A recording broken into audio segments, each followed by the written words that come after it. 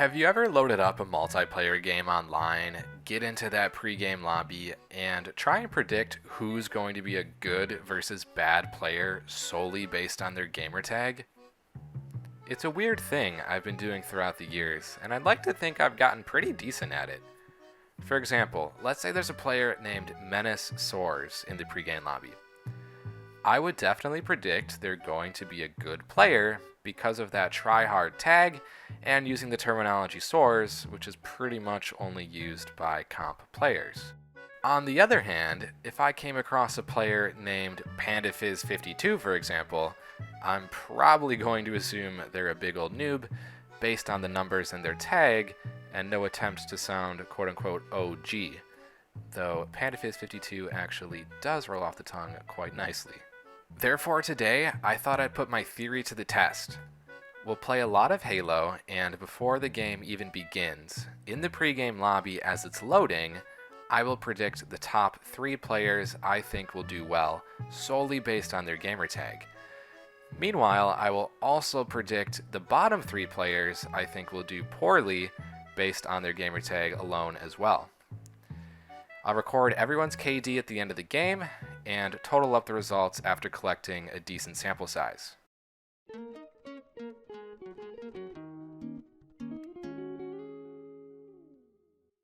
Before we get into the gameplay, here's the criteria I'm going to be looking for when predicting if someone's gamer tag is tryhard and a good player, or are they not. Number 1, overall, is the tag clean, OG, and a real word? I'm looking for tags that are marketable. Think of esports players like Ninja, Snipedown, and Faker, for example. People online often try and emulate these pro players' clean tags and are fans of the competitive scene, and therefore there's a high chance these players will also play at a competitive level themselves if they have one of these OG tags. Number 2, it can't have numbers or gibberish in the gamertag. Generally, if there's a lot of numbers or random words, it means it's a randomly generated tag by Xbox and they're going to be a new player. Or they just don't care about their tag at all, which is totally fine, by the way. However, that means they're likely not going to be a competitive player based on what I said in number 1. Number 3, this is just a note in general, by the way. If I recognize any players in the lobby from previously playing with them, I'm not going to include them in the data to avoid those existing biases. Lastly, to pick who I think is going to be the bottom performers, it's really going to be based mostly on number 2 here, looking for those tags that have a lot of numbers and gibberish and overall just sound like newer players. Alright, on to the gameplay. Alright, loading into the first game here. Not a ton of names are jumping out at me right now as being super tryhard, but I still have to pick 3. So I'm going to go with Big Tem on the bottom here, Blue Julio, and man, what third one should I do? Let's go with Ducks over IP. Maybe IP is a reference to internet IP and there's somehow like an online warrior or something like that. For the bottom performers, I'm going to go with P-Slate, Dark Angel, and Chocho. Just a few silly names there with lots of numbers. So let's play the game and see how those 6 people do. Alright, the game just ended and here are the post-game stats and the KD spread. For my top 3 performers predictions, I predicted Big Tem to do well, and he definitely did not, going -3, so I'm already off to a bad start. Then I predicted the player Blue Julio being a top performer, but he actually ended up lagging out of the game, so there's no data on him, and I didn't repick anyone for him. Then finally, I predicted Ducks over IP, who ended up going -11, second worst in the entire lobby. So that's a pretty bad start. Overall, those players totaled up went a combined -14. For my bottom performers, though, at least I'm a little closer. I predicted Dark Angel to do poorly, who actually did worst in the lobby at -15. Secondly, I predicted Choo Choo to do poorly, and he went -8. And finally, I predicted P-Slate to do bad, who actually did decently, going a positive 4. Their total KD spread added up is negative 19. Therefore, I went 0 for 3 predicting top performers in the lobby this game, and 2 for 3 predicting the bottom performers.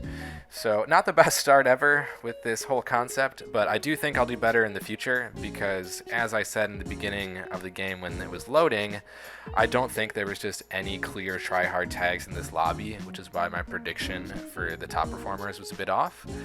Let's try to play around 10 more games to get a better sample size, and I'll report the results at the end. Alright, so I played 10 more games, predicting the top 3 and bottom 3 players, just like in that first example, and the results are in. Things went a bit more favorable for me with these next 10 games. The overall combined KD spread of my predicted top players was positive 65 across those 10 games. Now, that's pretty solid, but if you break it down by an individual game basis, it's really not super high. What this means is that, on average, the players I were predicting to do the best were going around positive 2 per game, which admittedly is not nearly as high as I was expecting when it came to making this video. It still is a successful positive correlation at the end of the day though, meaning that generally it is possible to predict good players based on their gamertag, but going positive 2 isn't too much better than average after all. Here on screen are some of the examples of the gamertags that were in my top performers predictions across those 10 games. You can definitely pause and take a look if you're interested, and you'll generally see how they don't have many numbers and are often a bit more unique of tags. When it comes to the bottom performers predictions across the 10 games, things get a lot more interesting with these results. The total combined KD spread for bottom performers was a whopping negative 142. That means on average, each player I predicted to do bad was going around negative 5 per game, which is definitely worse than average. What this tells me is I was a lot more accurate in predicting who the worst players were going to be compared to the best players in the lobby. It does lead me to believe there's at least a correlation between having a newbie gamertag and being a poor player. Here are some of the examples of the bottom performers gamertags if you're interested. As you can see, it's a lot of numbers and seemingly random tags. Overall, there's of course going to be a lot of variance when it comes to what I'm trying to correlate here in this video. Not every odd gamertag is going to be a bad player, and not every unique gamertag is going to be a good player either.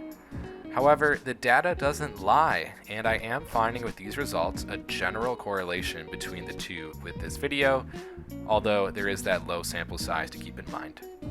Thanks for watching everyone, and let me know your thoughts in the comments. Peace.